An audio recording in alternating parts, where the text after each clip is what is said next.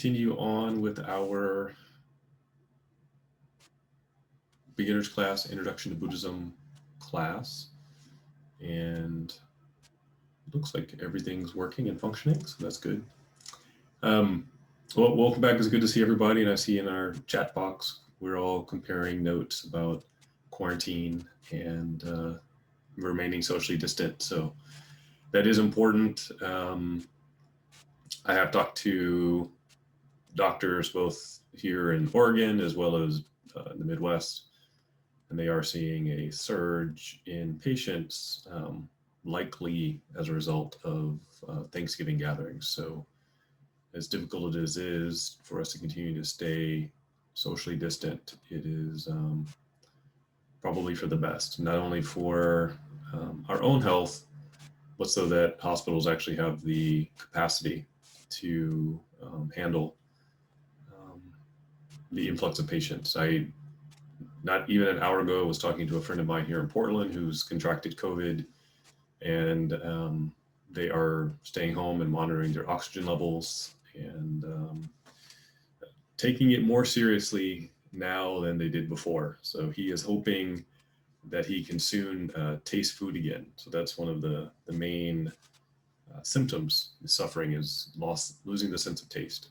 So it can be very scary when that happens. So it can get any of us, so we should all be careful. So I give a little bit of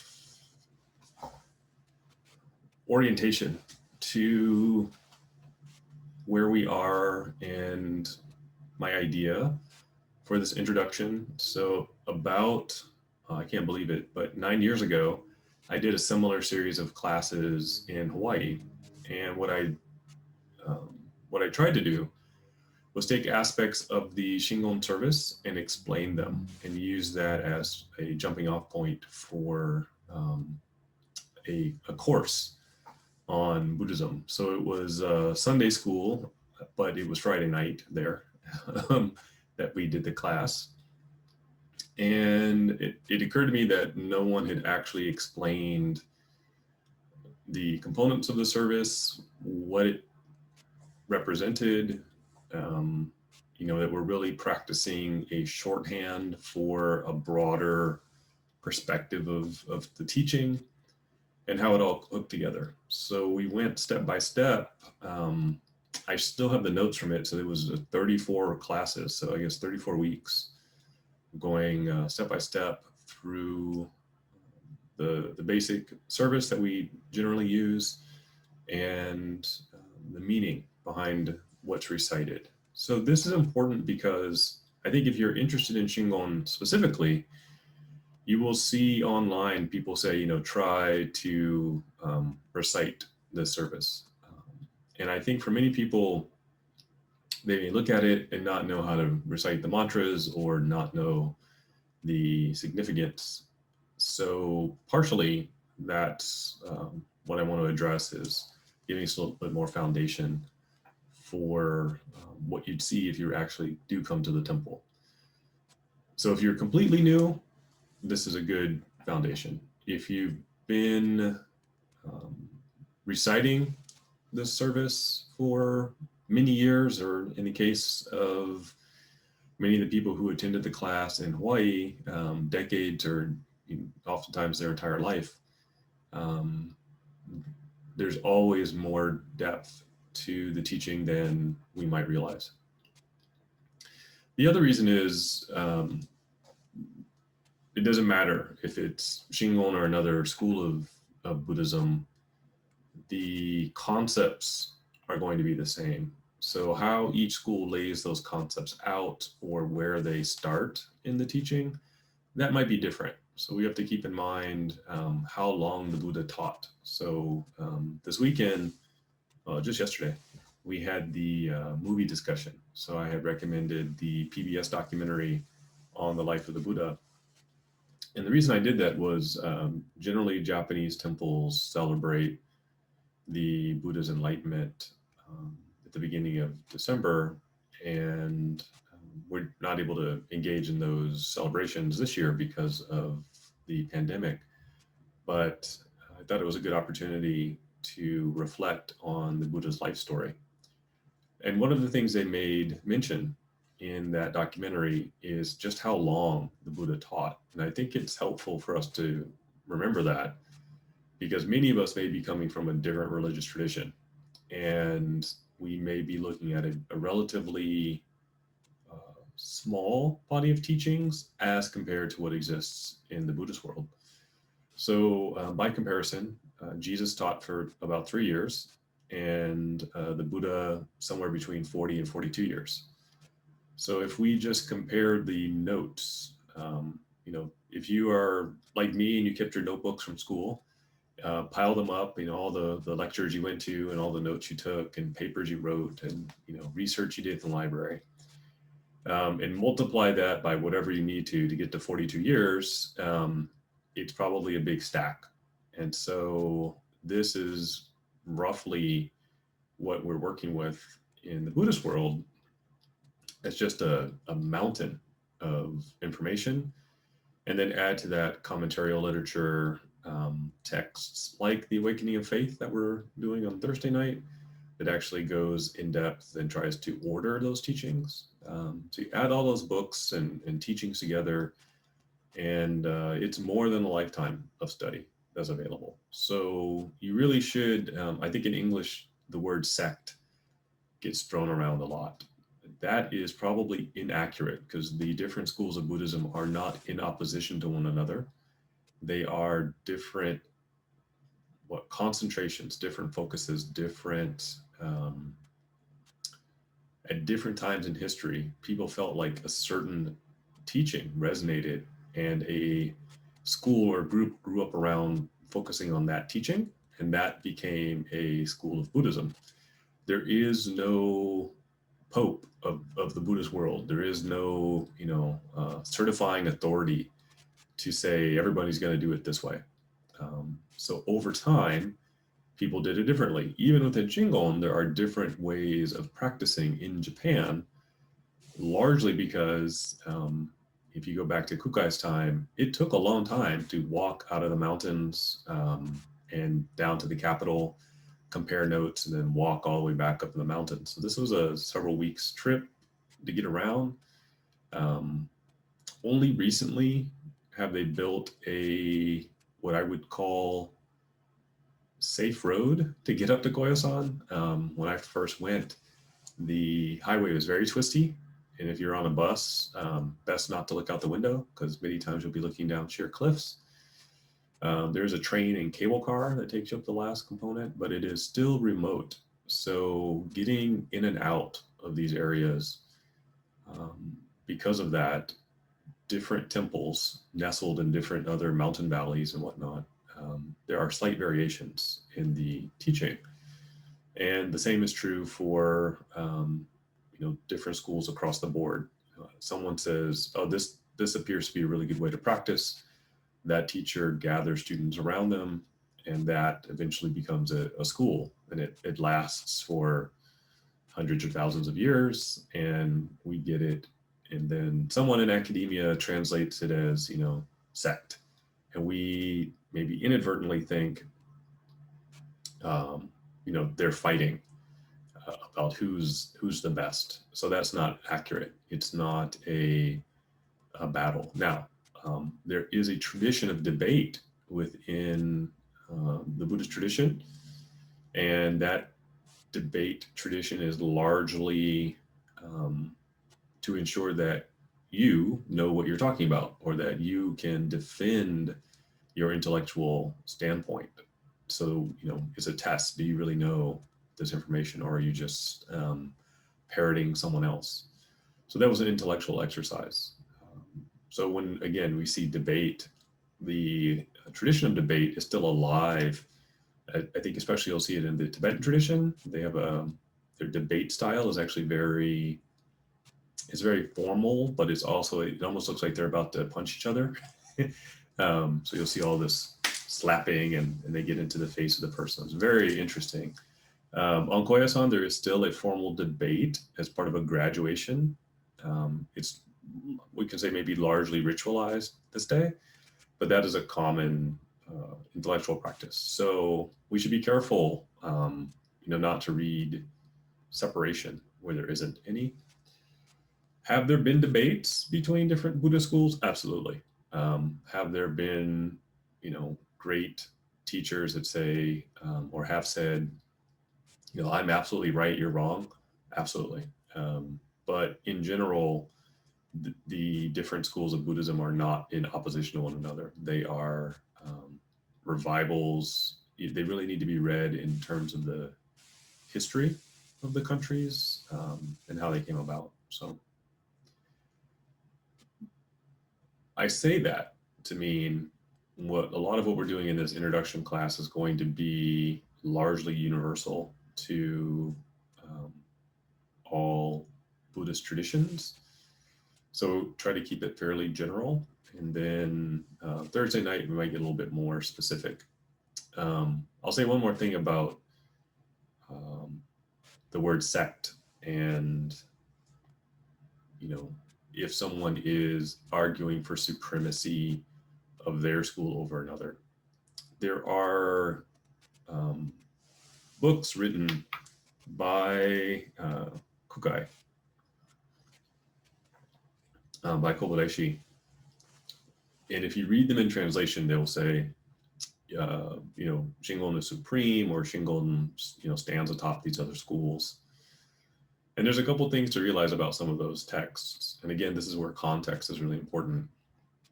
Many of them were written as a result of the emperor asking that they be written.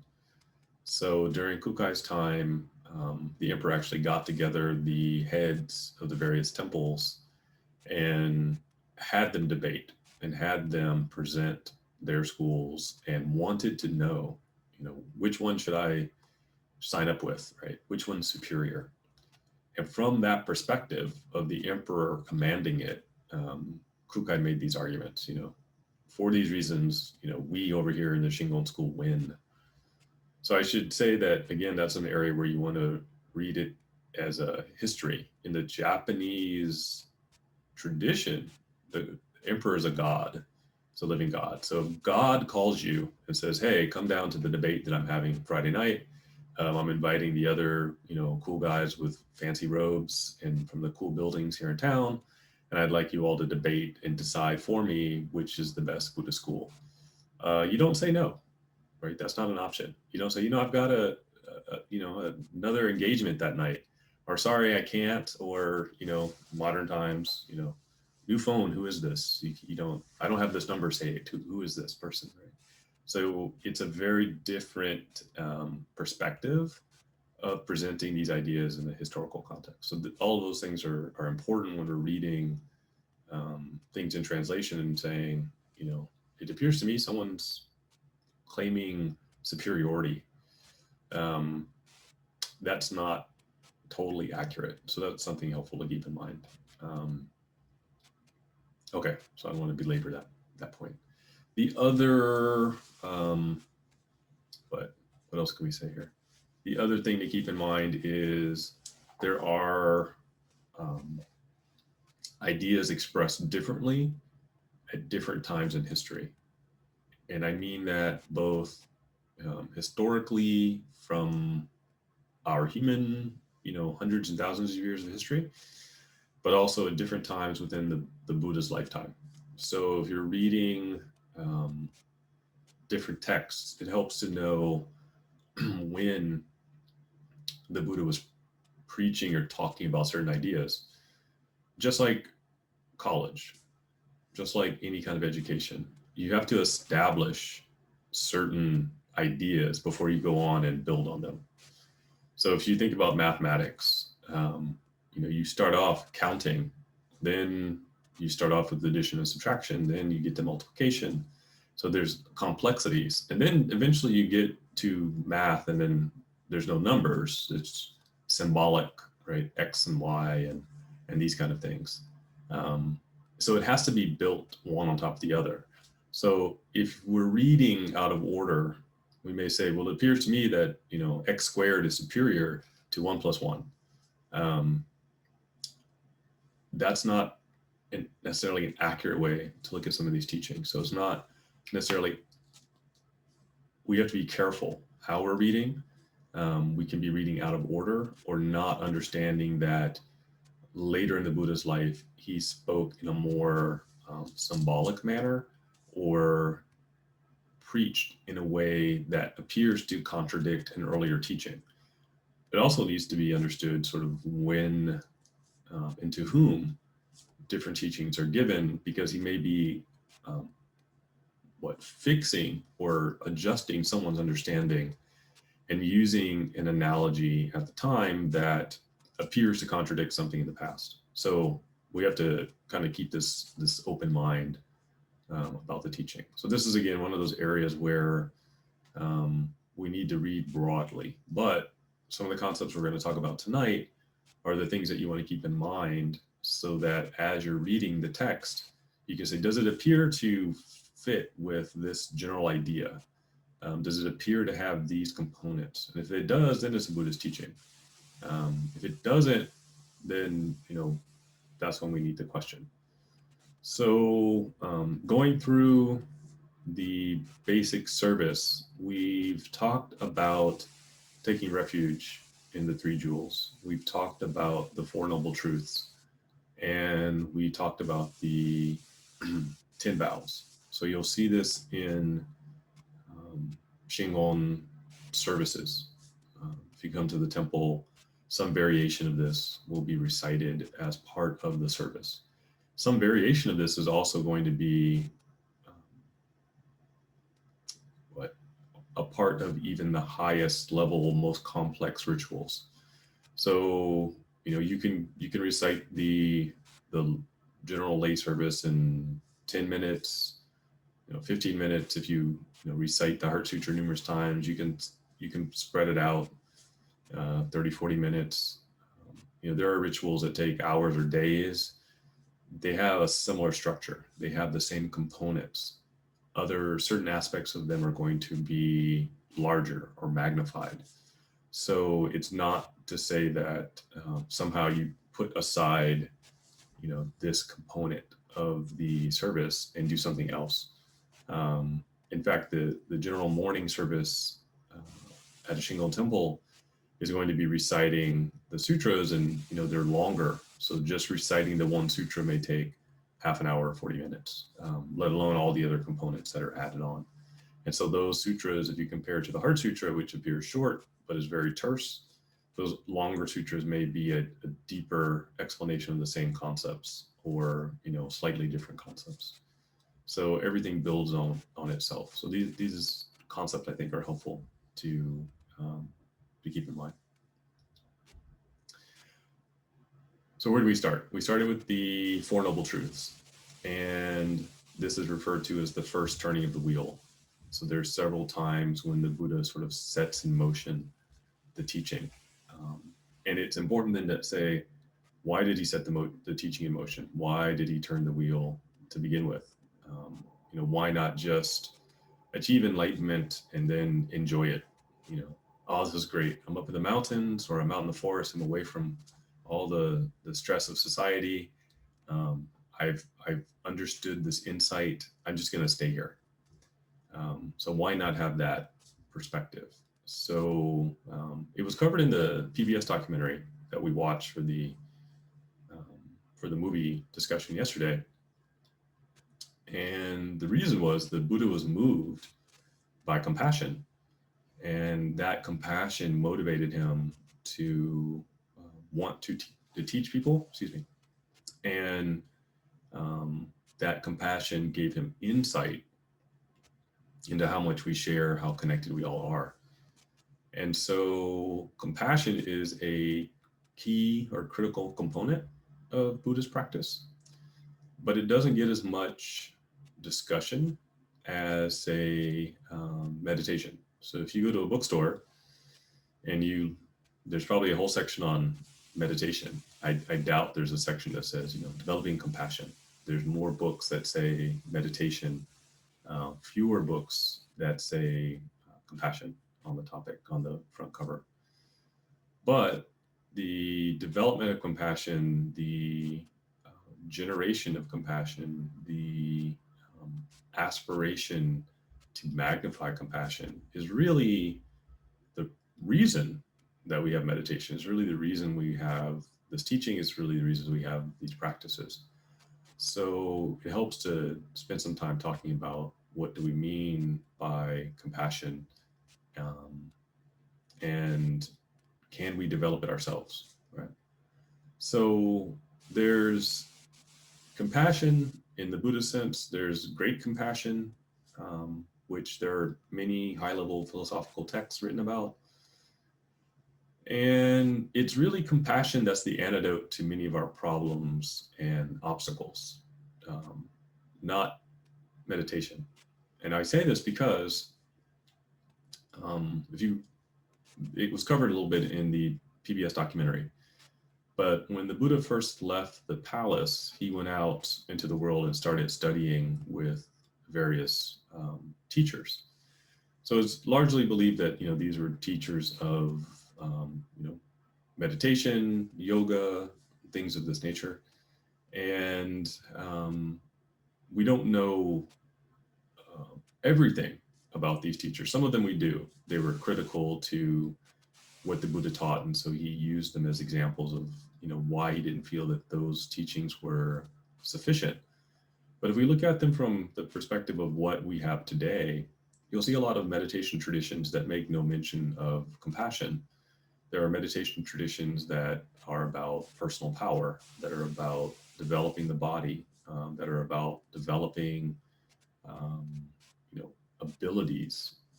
These are all meditation, but they don't have as their foundation compassion. So this is a key um, component of the Buddhist teaching, that all of the teaching should have as their root compassion. They should have as their motivation compassion. They have to, all of our practices have compassion as a component. If you had told me that a long time ago, I may have been confused because all the books I was reading when I was younger made very little mention about compassion. And I only later did I really understand the connection between the two. So we have to start with compassion that we can understand. So there is a great compassion talked about in Buddhist sutras, but we have to really focus on our starting point. So if we have to build a foundation, we have to extrapolate a concept from where our feet are right now. So many of us have no experience with compassion, and I mean that honestly.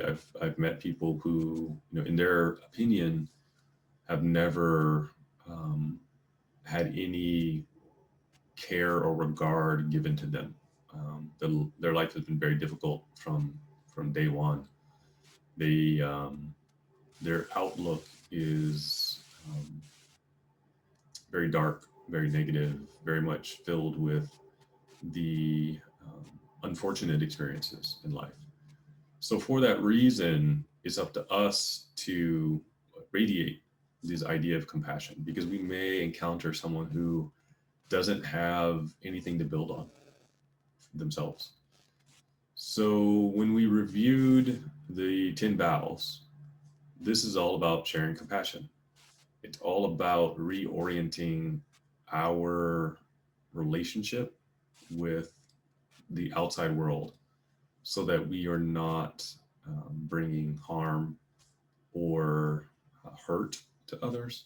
We're not manipulating others. We're not triggering other people's pain, right? So we're not acting in a way that's harmful or disruptive to others.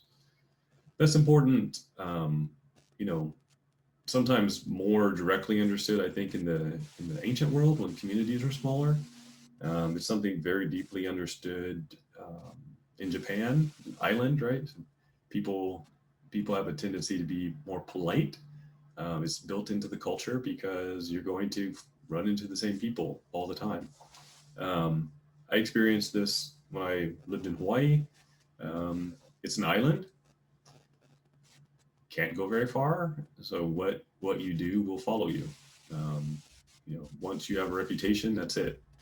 So if we live in other places, we may not feel that way. Well, I'll move to the other side of town, or I'll just get a different friend group. So we may start from a different perspective. But the 10 vows are really about how is a good way for us to check in with how we're interacting with the world around us. Right? So if we say we're not going to engage in killing and stealing and have, use our sexual energy in a way that's reckless, then we're starting to guard about how we use our body, so that we're using our body in a way that's helpful to others, not harmful.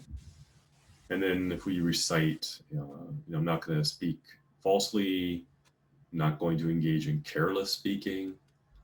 The sutras are very clear about the different karmic retributions that come from careless speech. Not speaking abusively.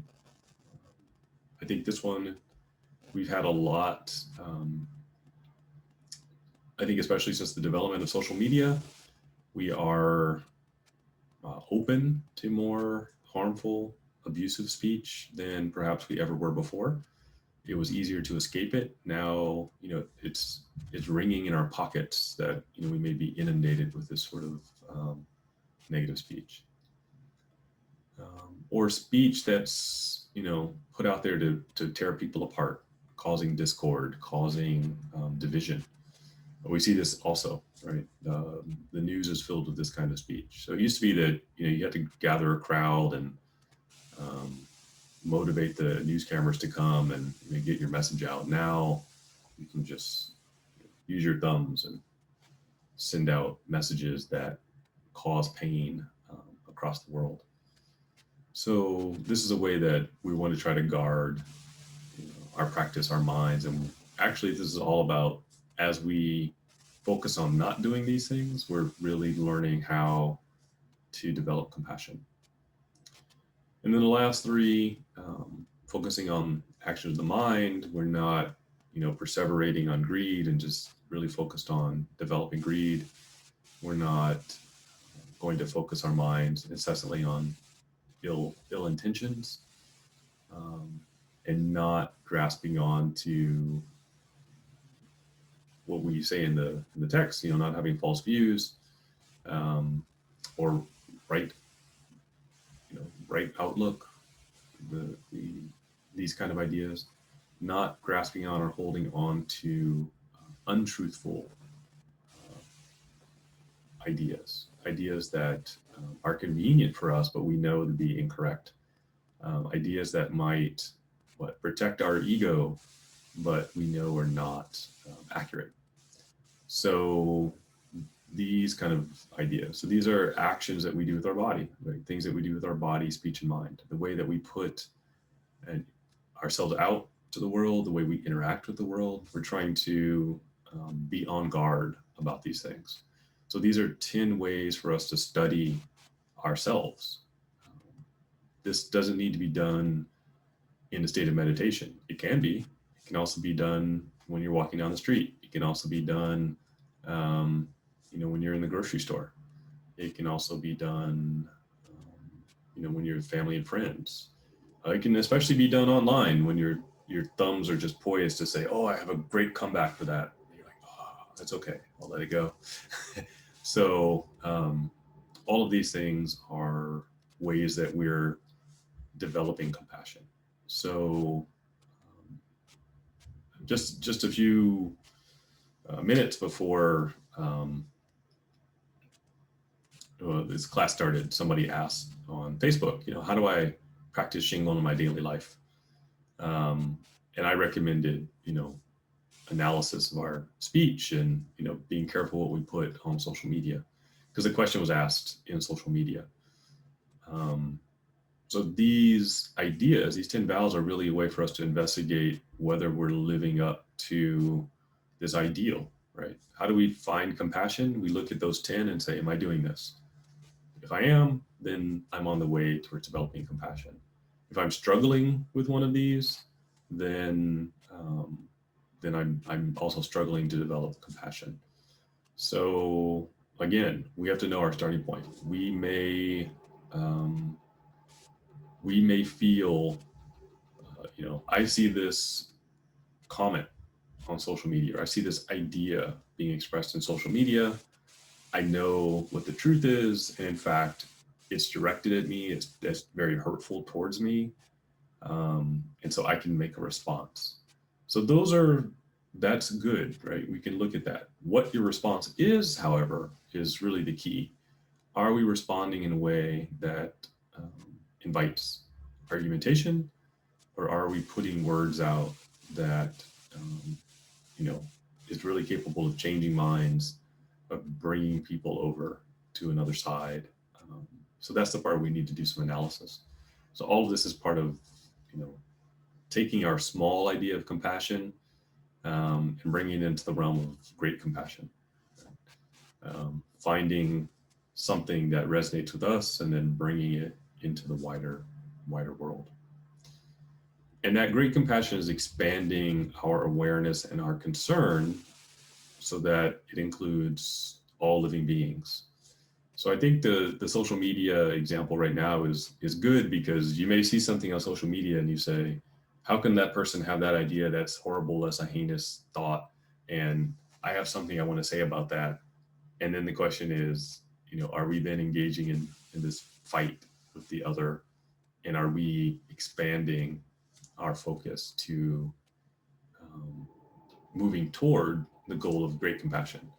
So this is hard, right? I'm not going to say that this is easy. It's not just a um, intellectual decision. Oh, this sounds like a wonderful idea.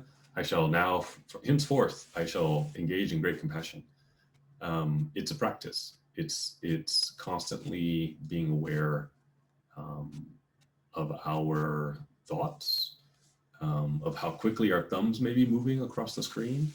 All of those things are a practice, and that's where, right, it's true mindfulness.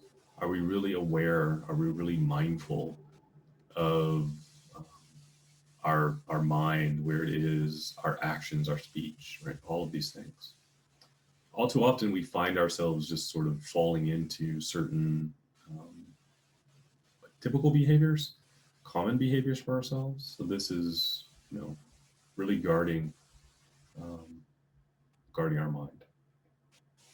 So all that to say is, I'm taking this from Shingon service, but it's not something outside of Mahayana Buddhism. Shingon is just a practice method within Mahayana Buddhism. It's a perspective. It's a particular vantage point on the teaching.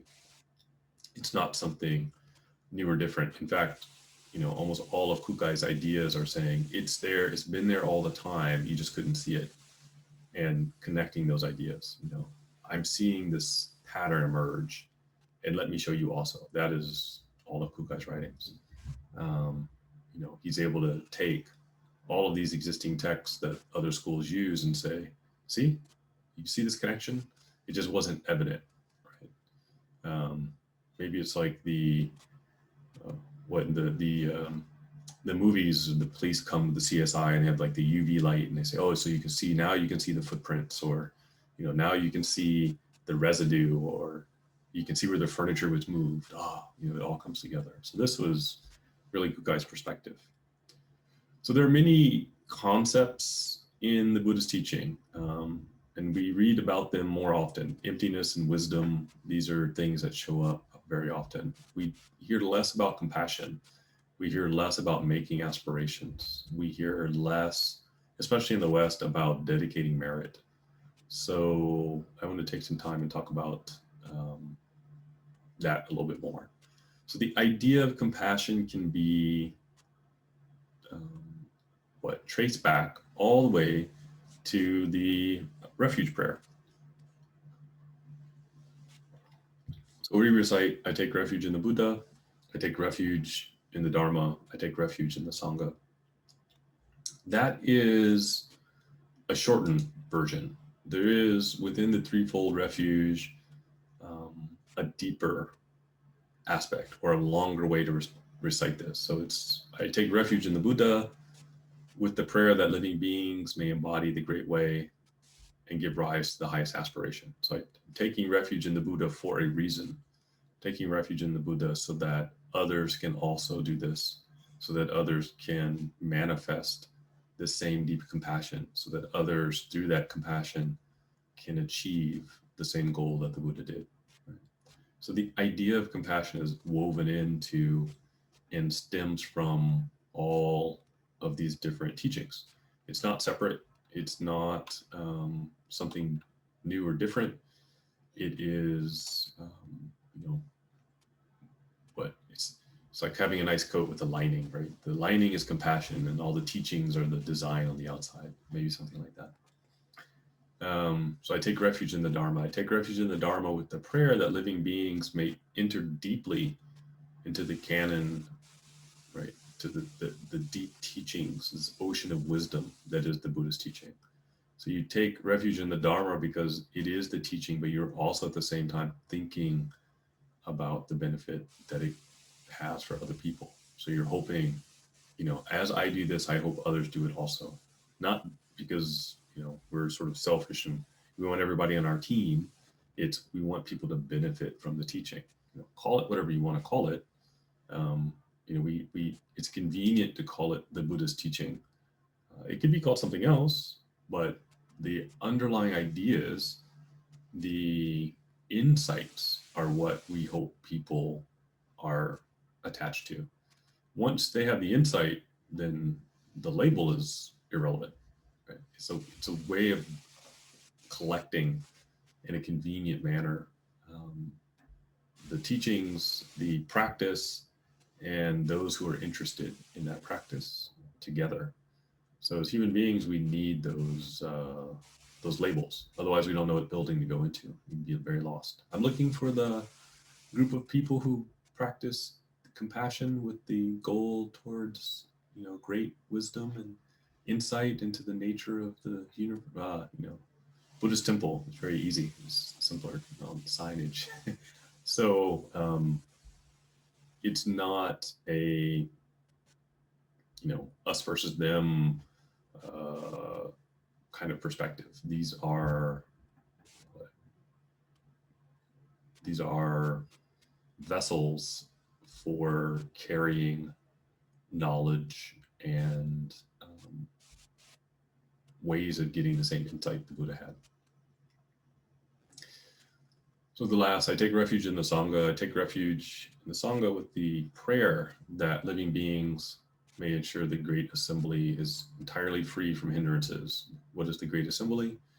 Practically speaking, all the practitioners, but in a broader sense, all sentient beings. We want all sentient beings to be free of obstacles and hindrances. So the Sangha specifically are those who are committed to the practice and are the living example of the Buddhist teaching. And for that reason, we take refuge with that group so that others can also do the practice. I think this is very practical because human beings are not developed by books only. We need each other. I think this time of quarantine and social distancing have shown us how much we need human contact. It is critical for our development. It is very important for life. It would be highly illegal now. I've probably mentioned it before, but quite a long time ago, there was a study done of babies, and they just put the baby in a crib, and they came around and fed the baby, but nobody held the baby. Nobody rocked the baby. Nobody, soothed the child. There was no human contact. And at the same time, they did an experiment with primates, and they gave the primate like a fake, primate parent to grip onto. And the primate did okay, but the humans, were not gaining weight. The human babies weren't gaining weight. They didn't look too healthy. And one of the is highly unethical, I think, today to do something like this, but before these things were illegal. One of the takeaways from this experiment was, we actually do need human contact to live. We're not meant to be alone. And I think, even though it was kind of a dark day in science, the experiment really does show us not only does the idea of compassion embody kind of a deep spiritual truth, but it's something that's very important for us in our health, directly. We cannot live life as a human being requires others. We are not, meant to be hermits. And, case in point, even hermits have people that come and help them. You're not truly living, off alone. Someone has to farm the fields and gather the food for you to help you live the hermit life. So there is still contact, or hermits will live loosely amongst one another. So this is a key component, right? I think there's movements, especially now, maybe somewhat unique to America, where people really want to live alone. They really want to believe that they can do it all themselves, and that anyone who needs help is weak. That you know what government should never help other people. Everybody should be off on their own. So these ideas are just very much contrary to the basic um, our basic biology, let alone our spiritual needs.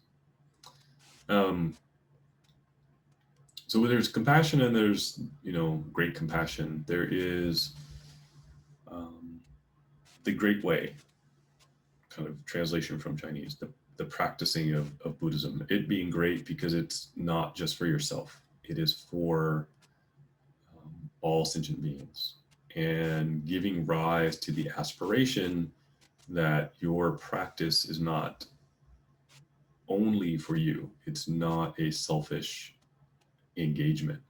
It is something that you're trying to develop so that you can help all sentient beings. Now, day one, that is that's a heavy burden. So this is something to be developed. It is something to keep in mind as part of our practice. It is something to say, not only are we practicing for ourselves, but we're practicing so that when we have that insight, we can then help others. Not, when we have that insight, we can float away and be free of everyone else.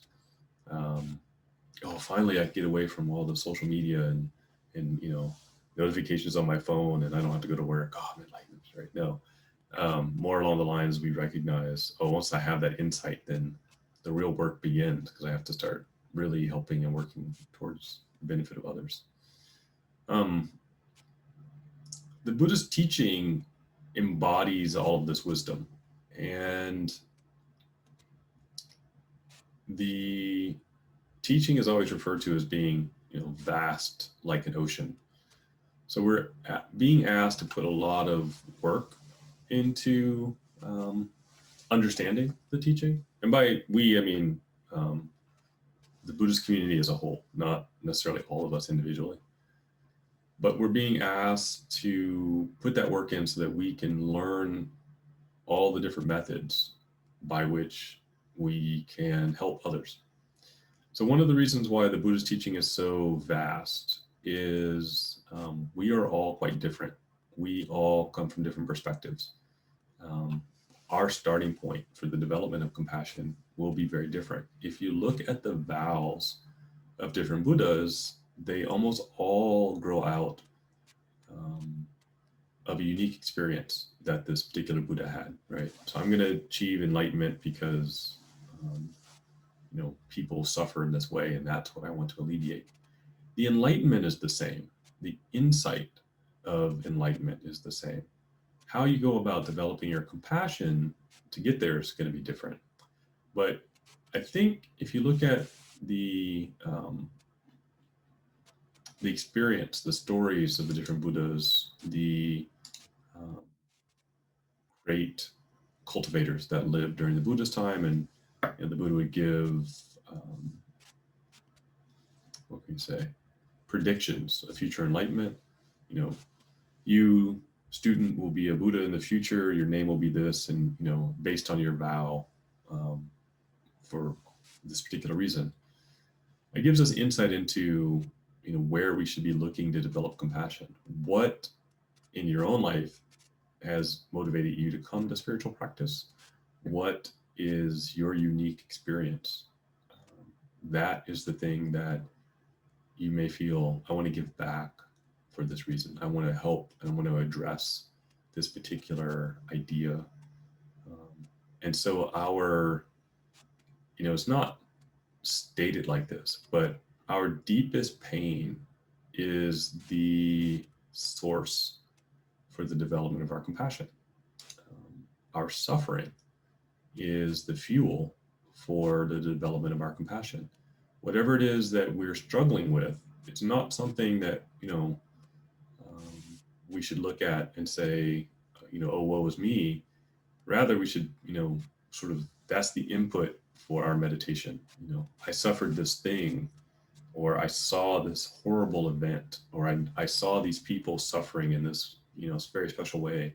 For that reason, I keep this in mind while I'm doing my practice. I dedicate the merit of my practice to this. Every time I practice, I keep this in mind. I keep this in mind. I keep this in mind, so that we don't forget our connection with others. So if it's something really impactful, it's something that can carry us through our life. It's something that has the energy to, really push us through, right, across the shore to the other side to enlightenment. If it's something that's not that strong or impactful, then it may not be enough fuel in our lifetime. So we have to not turn away from the difficult things. We have to look at directly and say, this is why I'm practicing. This really impacted me. Even if you look at the words that are used in the teaching, right? We should embody compassion. We should embody the great way. Even the etymology of the word, we have to put it into our body. We have to make it part of ourselves, some indelible component. And at the same time, although it seems simple, the 10 vows, you're looking at body, speech, and mind, it's looking at all the ways that our body interacts with the world. So if we can embody the teaching through the actions of our body, speech, and mind, then we're emulating what the Buddha actually wanted us to do. We're emulating the teaching all the time. So we're not, screaming and yelling over here and then talking nice over there. We're not, texting something heinous over there, and then we're on a different Reddit group over here. We're talking about Buddhist philosophy. It's are we keeping these things in harmony? Because we recognize either I saw this deep pain or I personally experienced this deep pain. So all these things go back to the Buddha's own experience coming out of the palace, recognizing that he had the wrong idea of the world his entire life, recognizing that he had been lied to by his father his entire life, and seeing those three messengers for the first time very intently, right? Seeing old age, seeing real sickness, and seeing a corpse, seeing death. And this was very impactful. Right? And I think it was impactful. I think sometimes we don't think about the story so much, but it really was a shock, because up to that moment, it was like, oh, this is the way the world is. And then somebody pulls back the curtain and you're like, no, that's the way it is. And it was deeply shocking. I've actually seen this in a few people. Different times when I was at school, it was very common in college to people go home for the weekend with, classmates, and they have a moment of, realization that everyone didn't grow up the same way they did, and that was sometimes very impactful for people. Or they'd learn about something at school, and I do remember one student. She had her family was very not very accepting of others. I'll put it that way. And when she got to college, it was the first time that she had been around, a diverse group of people. And I remember having the conversation where she realized, everything her family had taught her was a lie. For 18 years, she'd been fed just tremendously heinous lies about other people, and it was very shocking for her. It was very, she couldn't believe that people that she loved would have filled her with so much, untruths, not just perspective on the world, but very deep. I mean, they were pretty concerted effort to fill her with lies, and it was. I'll never forget the look in her face when she kind of realized how deeply she had been misled, that she was shaken. So I think in many ways the Buddha's experience was like this. It was deeply shaken, and because of that, nothing else was important. At that point, that moment, okay, I've got to get to the bottom of this whole life thing. Why am I here? Because I'm clearly wasting my time back at the palace. Nothing else is really important. So when we're thinking about developing compassion, it has to be, we need to draw from that experience. We need to not let go of our pain. It is also the fuel. So the word, if you look in the general sutras, the bodhicitta, bodhicitta has several meanings, but it's derived from, in Japanese, the bodaishin, the enlightened mind. And awakening the enlightened mind is the mind that really sees behind what's presented on the surface. It's something that can see more deeply. It's something that believes in karma. You'd say just moral consequence. It understands that actions, speech, that there's a consequence to this, that we are not in the world and just out for ourselves.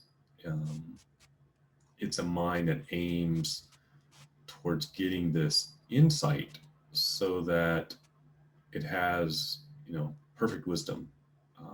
It has this aspiration, right? This deep aspiration to aid others and help them through their pain. Because that's also part of the Buddha's own experience. This compassion was,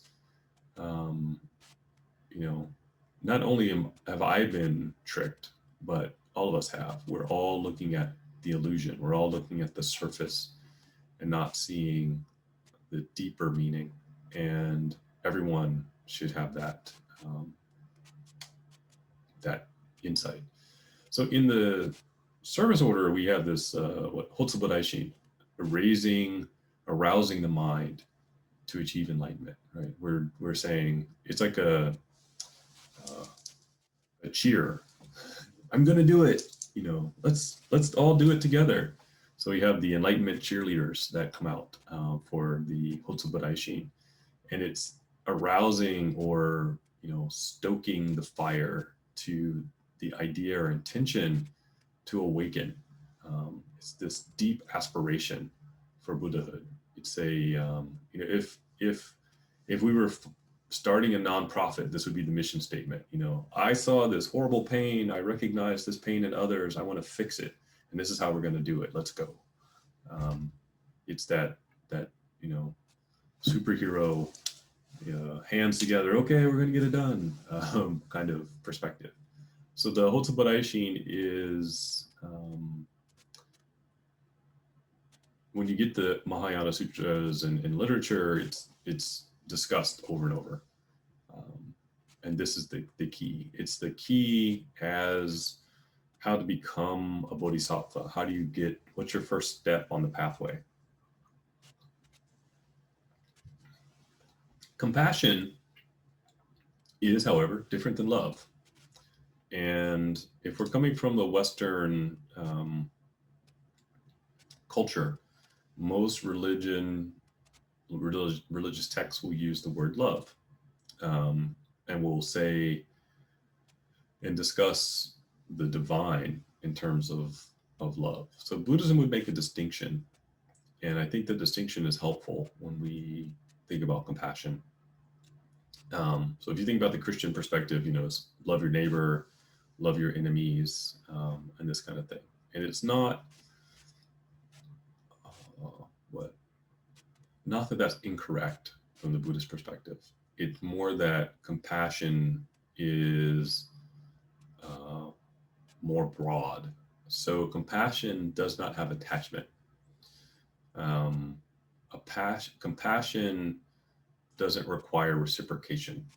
Compassion is selfless, which is different than love, right?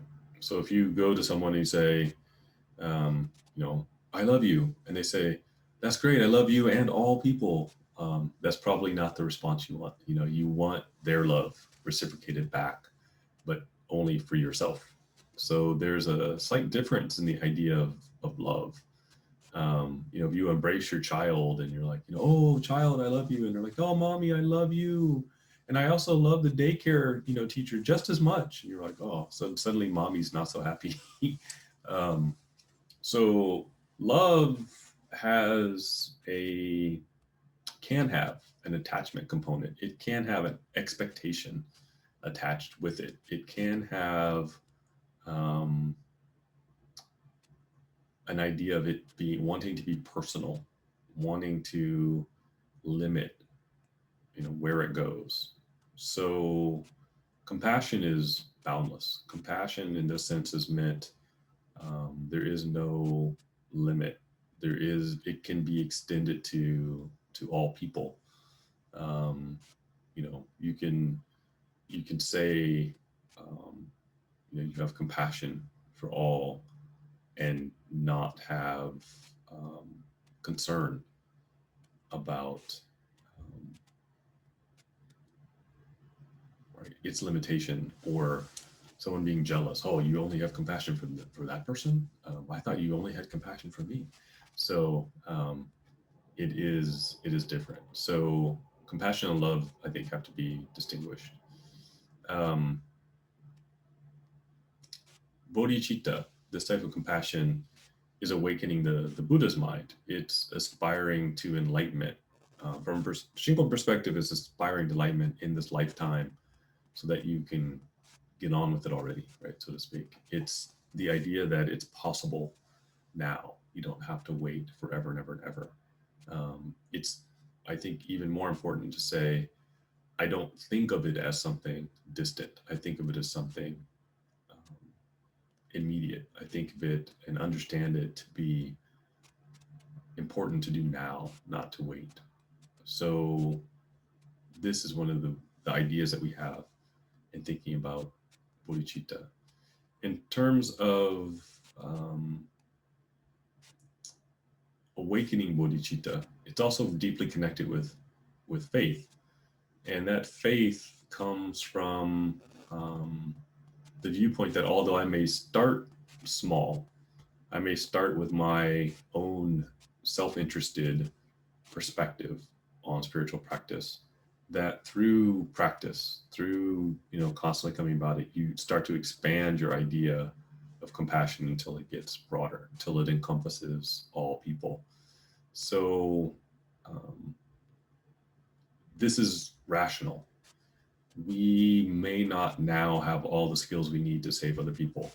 So by practicing, you're developing the faith, you're developing the wish that you can help all people. And that's why we study broadly through the Buddhist teaching, because we start to see how we can help other people. In the beginning, we don't know. In the beginning, we're just trying to help ourselves. That's okay. But we include as part of our practice the aspiration that I'm going to try to broaden my compassion so that it's bigger. So that's at least part of our aspiration. So as I said in the beginning, this is the part that we don't hear as much about. A lot of books on meditation, not so many on aspirations, not so many on developing compassion.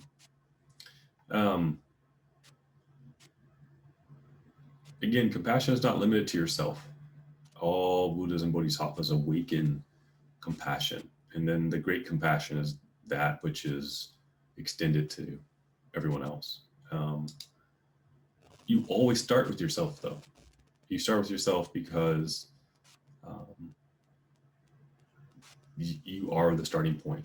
But the minute, right, that you say, I'm going to give this a try, you include with your practice this bigger aspiration. I hope it gets bigger, though. I hope, yes, I'm starting with me, but I want it to get broader. Then the Bodhisattva always starts from the opposite. The Bodhisattva is firmly on the path, and is like, their perspective is always other people first, right? So this is the difference. So we have to be very careful and aware of our capabilities. So what's the difference between loving kindness and compassion? So Buddhism has the concept of loving kindness. Loving kindness is wishing for the happiness, welfare, goodwill towards other people. So we have the Metta Sutta, right? You're wishing, and you actively do this practice of loving kindness and extending loving kindness to others. Compassion is the wish that others are free from suffering, and that wish is extended to all beings without limit. So in loving kindness, we start with this group, and we extend it to this group, and we extend it to this group. We're building it. So I think it's probably accurate to say your starting point is loving kindness, and then it grows to compassion. Very similar, but there's a slight difference. Compassion, maybe we could say, is once you put loving kindness into motion, once you set it into action. So it's loving kindness is your practice personally to try to expand your mind and to expand that wish to others. And then compassion is then how you see the world. Compassion is, your direct action in society. Okay, so I've been talking too long, so I'll ask, are there any questions?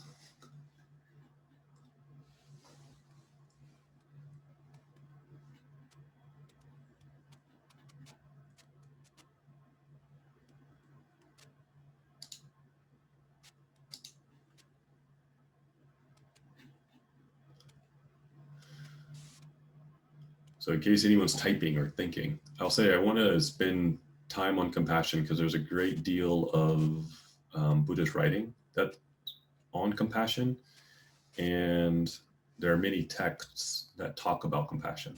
But I think to approach those, we need a grounding in compassion. And again, all the practices have this component. So we need to be able to see that compassion.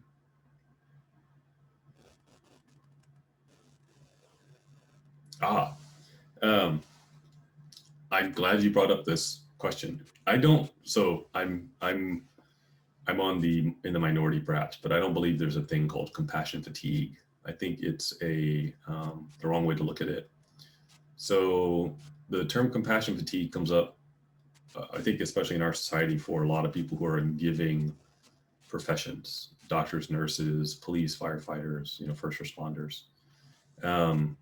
None of those professions have any education in the development of compassion.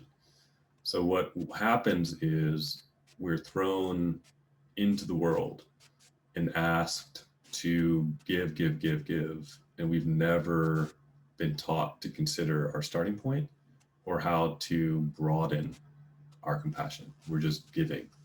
So what we're actually doing is exhausting whatever reserve of compassion we have.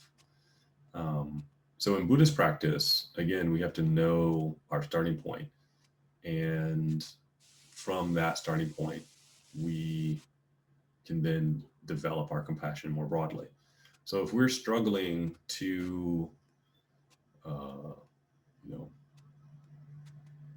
let's say there's a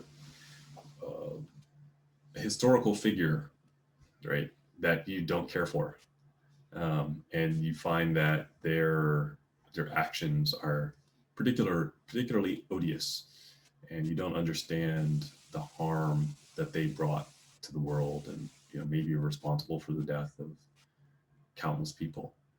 And Buddhism says expand your compassion to include that person. That may be a struggle. So from that perspective, we need to work up to the development of that compassion. So this is where we need to default back to loving kindness practice and try to expand from those with whom it's easy to wish loving kindness, right? It's easy to wish loving kindness on those we care about. It's easy to wish loving kindness to those who have helped us. So we slowly develop it out. Compassion is this, bigger, much larger skill, but we need to develop it first. So I think most people, speaking, quite honestly, medical school has no class on compassion. It has no class on developing any awareness for your own health and emotional upheaval. And I say that because I taught a retreat at a medical school, and that's why they asked me to come in, because they recognized that they were piling on tremendous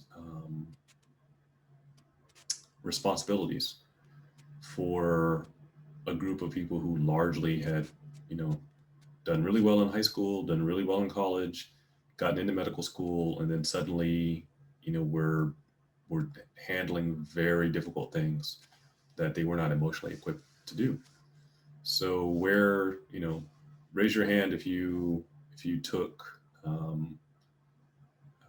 what emotional development in college or high school.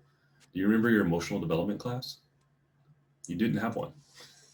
So this is largely still the purview of religious education, but we have to be very honest about our starting point, and I think most people aren't. So it's not compassion fatigue. It's we're being asked to move into positions to exert compassion where it's never been developed. So that's where we have to be careful.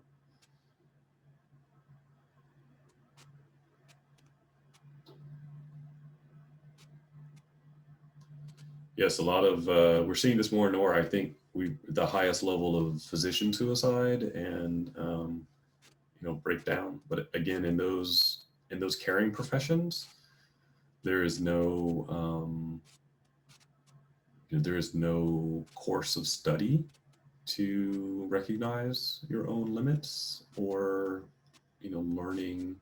I think in the West we would say coping skills. I don't want to say just cope. I really want people to go beyond coping. I want to be able to absorb and reflect loving kindness in difficult situations, but that's not part of people's academic education. So of course they burn out. Of course they break down. Right? So we have to develop it first. I think if you develop it, then at the highest level, it's effortless. You still need to eat, you still need to sleep, you still need to take care of your body, but you won't find that emotional reserve is gone. That is possible to develop.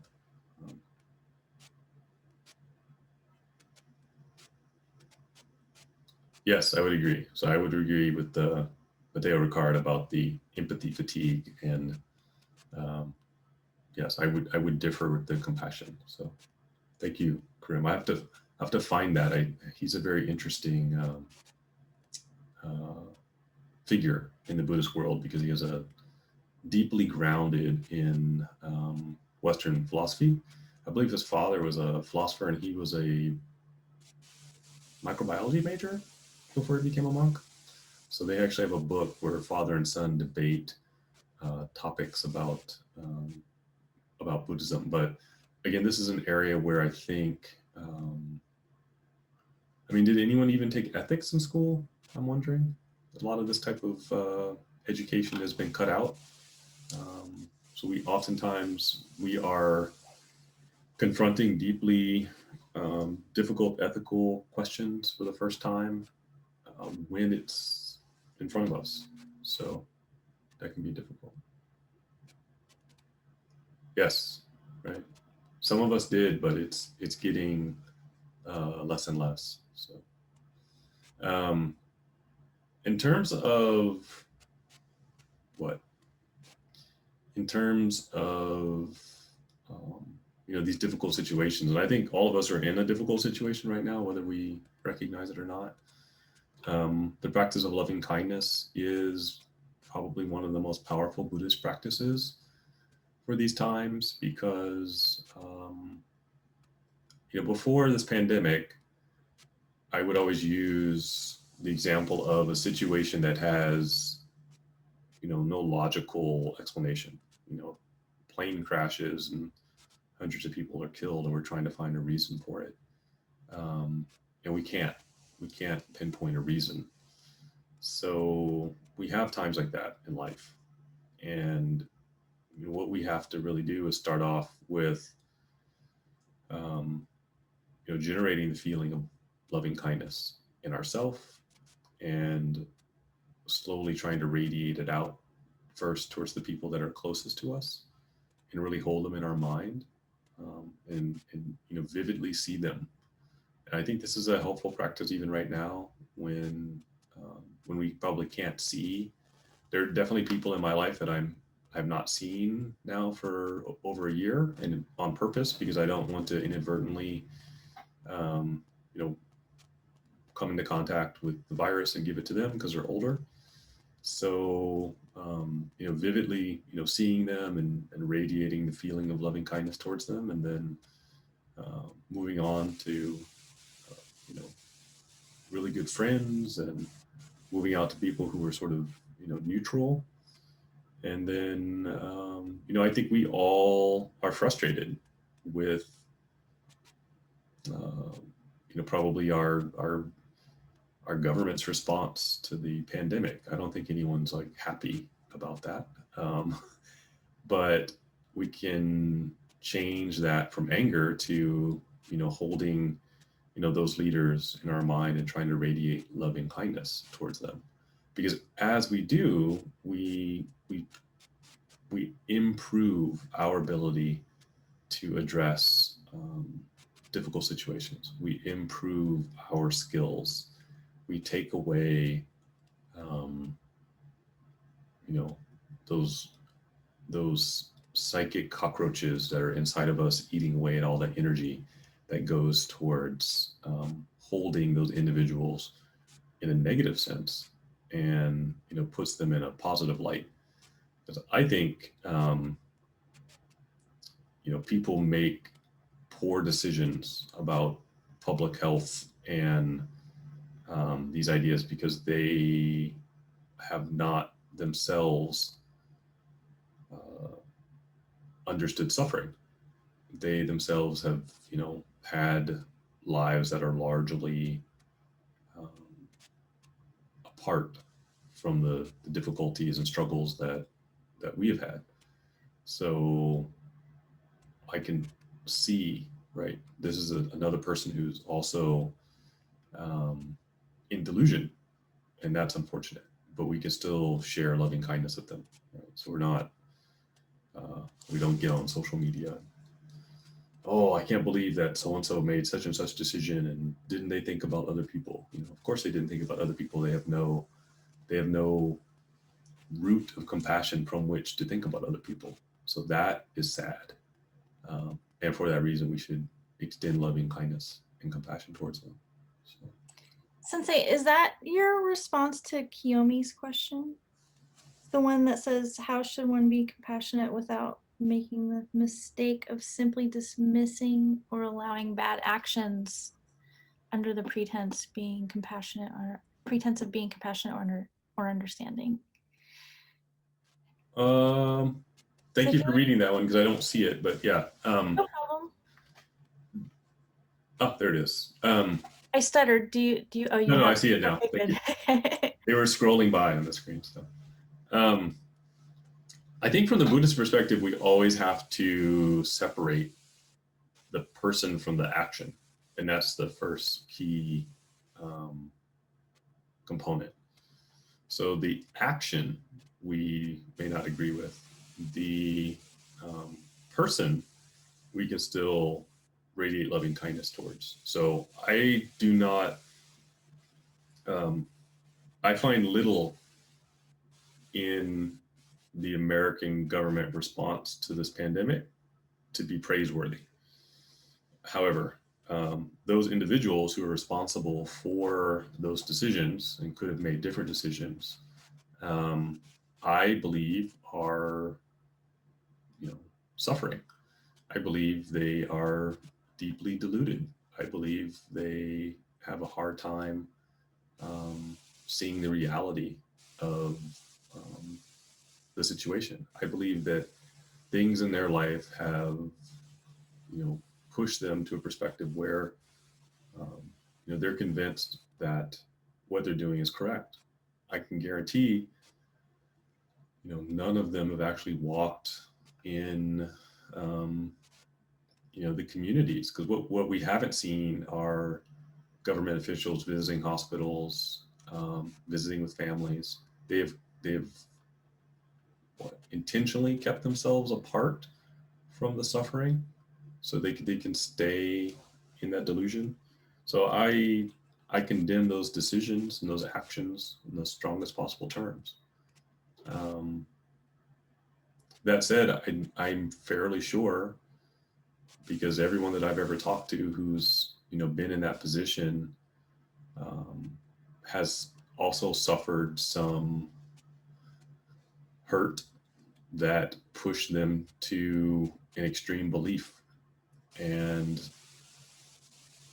it probably is going to take a lot to change their mind. But my issue is with their decisions, not with them.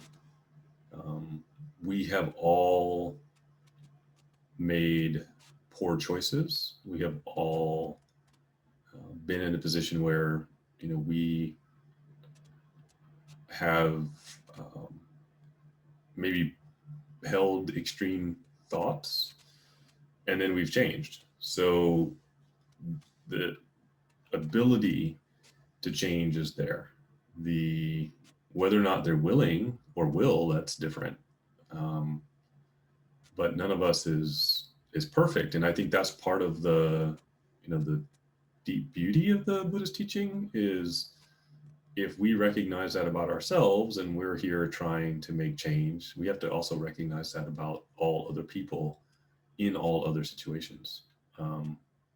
So we separate the act from the actor, and that's how we can still develop compassion.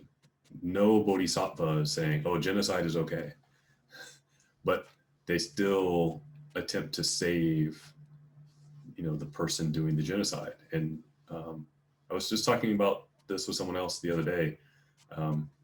Especially East Asia, the Buddhist art is filled with these scenes of, people boiling together in molten metal for their sins and in hell, and the bodhisattva is still trying to save them, and they're like, "No, I love it. This is the perfect bathwater temperature as I dissolve." They're very almost want to be there. They almost want to wallow in their pain more and more. But the bodhisattva still tries to help them. Now, that's the fully realized bodhisattva. If we are not a fully realized bodhisattva, then we need to know what we're capable of and say, "Oh, that mission is too hard for me right now. I need to still work on, loving and having compassion for my neighbor who doesn't pick up after their dog because that makes me upset every morning. So that's where we are. That's okay, right? Every Buddha and Bodhisattva had a starting point. They didn't start fully enlightened. So, however, the thought experiment is if we continue to develop anger and negative feelings towards that person, it doesn't help us and it doesn't hurt them. Right? If I name someone in government and say, oh, I sit around all the time just angry at them, well, they don't know, they don't care, but it hurts me. So we start with that recognition that it pains us. That doesn't and should not stop any of us from speaking out against injustice. I have. That should not stop any of us from, going to a peaceful demonstration. I have.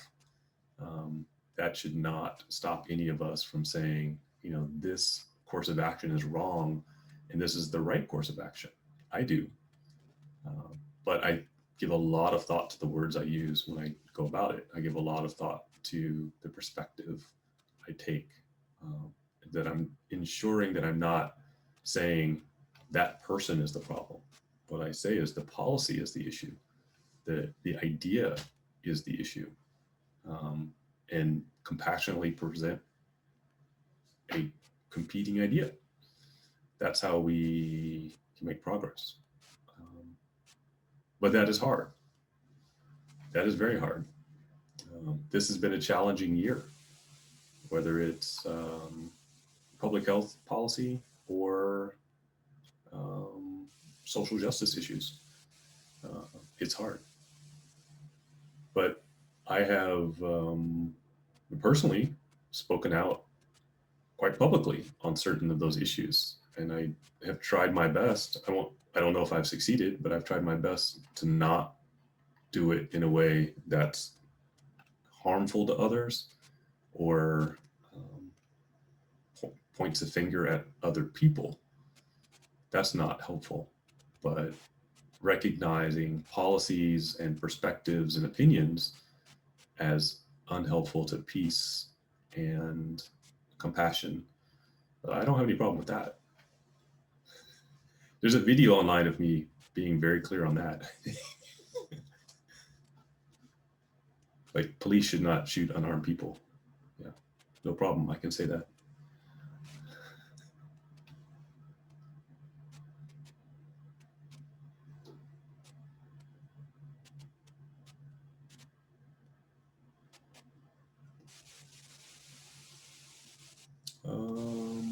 One of the questions is like, how do we keep a renunciative mindset toward deeds we find problematic?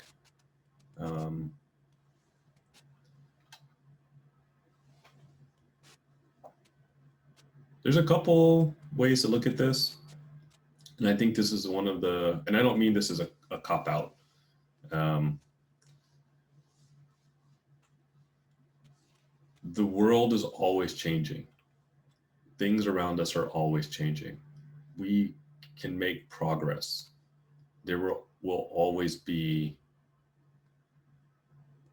setbacks.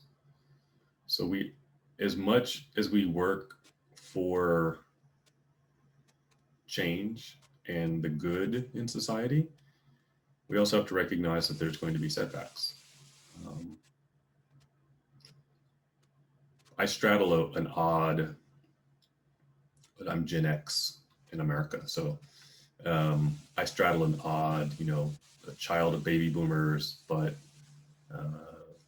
watching millennials and those folks come up and having sat, with people who were engaged in Jim Crow era repression and domestic terrorism, and then people who got out of that and people who were part of the civil rights movement, and then growing up in a post-civil rights act era, and then seeing some of this stuff rear its ugly head again.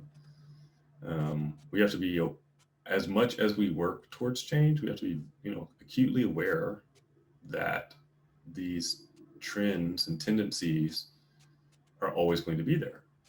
So part of what we need to do is develop better systems to catch them and fix them before they get too far out of hand. And I think an example of this is, the Vinaya, the rules for monks and nuns. The Buddha didn't say, oh, because you're ordained and magically you're all going to behave correctly. He said, no, you need all these vows so that you can correct your behavior, because it's going to be a problem. You're going to have these problems into the future, forever into the future. So here's this whole body of knowledge to deal with those problems when they arise. So I think as human beings, we have to keep that perspective. Just because we put on the label Buddhist doesn't mean magically our communities won't have problems. That's wrong. This year has also been, much in the news of abuse cases in the Buddhist communities in the United States. So we have to develop better structures to be aware of that, so we can avoid pain. But this is the truth of, dukkha, suffering. We will experience it in one form or another. It will be there. It is still our job to work on it, but we also have to recognize it's not going to fully go away. It's going to mutate and hide and then come up somewhere else. So that's why we practice all the time. It's daily practice so that we are aware. Right? So that's key. But in that daily practice is beauty. In that daily practice is peace. I think that's the difference. So it's not a magic bullet, but it is in terms of our own inner peace. So, the same social justice issues can either tear you apart, or, you can have a certain amount of peace within it, regardless of what it is. I've talked to a lot of,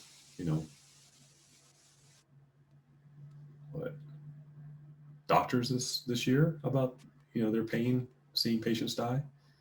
But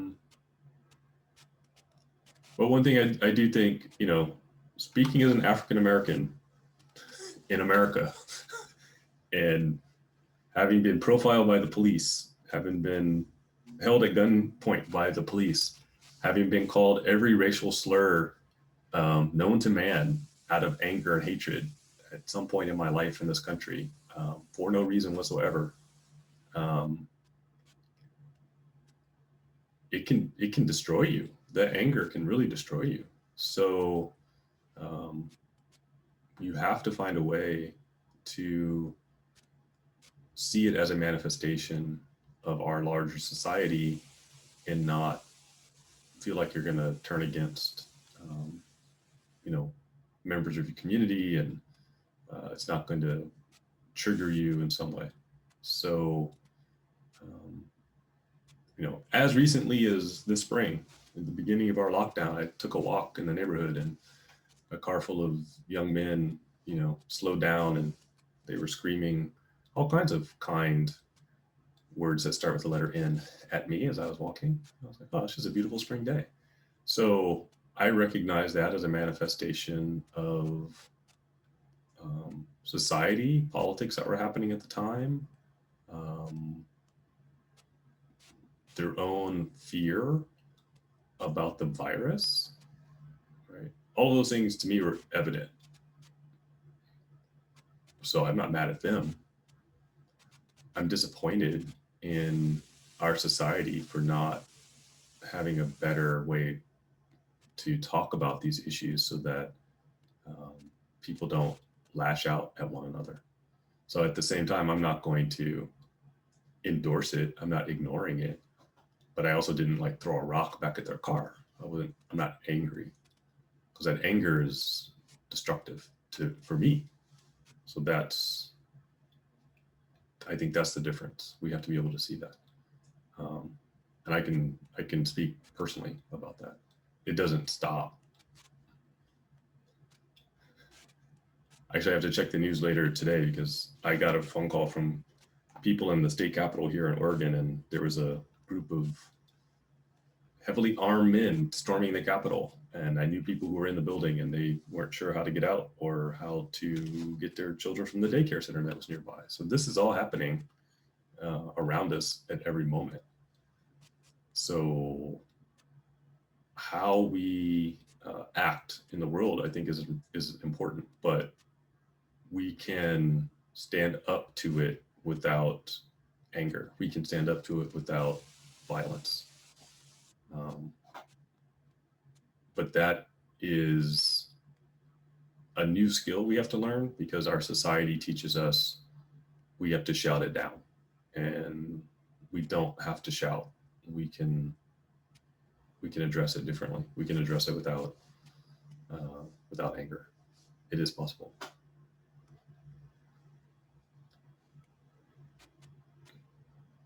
Okay. So that's our introduction to compassion. We will talk more about this because righteous anger is something deeply embedded in our culture, and it's, I think, the main thing that butts up against Buddhist ideas of compassion. So some of us may feel that we're giving up, or we're being asked to ignore or overlook bad behavior. That's not it at all. Actually, it's far more about our own reaction and what it's doing to us. Is it keeping us from sleeping? Is it destroying us? There's a reason why minorities have a shorter lifespan, and it's the stress of the society. And it's not just that it's happening to them, it's the way it's internalized. And so we're looking at not internalizing it. And that is definitely part of compassion. So again, we have to start with where we are and get an understanding. And then we can work on the great compassion. So if there's somebody that you're like, I'm not ready to have compassion for them yet, that's okay. You just have to be honest about it, recognize it. All right. Thank you, everybody, for coming this evening. We will have more of these. We are, this week is the holidays, right? Okay. So people may be gathering. Please do so as carefully as you can. If you're not gathering, utilize video conferencing to talk to family and friends. We will have class this Thursday, and then we're going to take a short break. And for next semester, we'll come back with more offerings, so to speak. So please be careful this week. We'll still be praying for everyone in a swift end to this pandemic.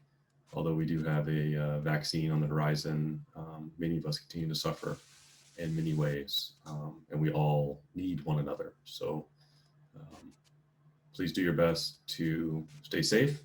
I look forward to seeing everybody again online, and have a good evening. Have a good night.